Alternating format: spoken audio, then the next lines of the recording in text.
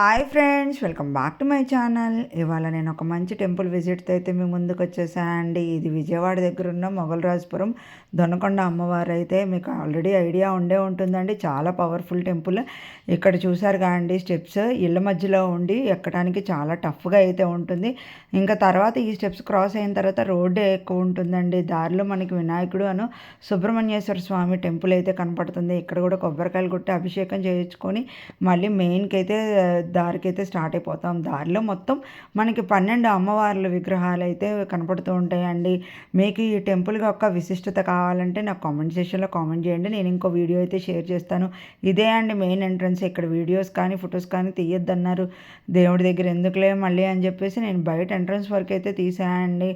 కానీ ఇది కాళ్ళ నొప్పులు ఉన్న వాళ్ళు, పెద్దవాళ్ళకైతే నాట్ సజెస్టబుల్ అండి.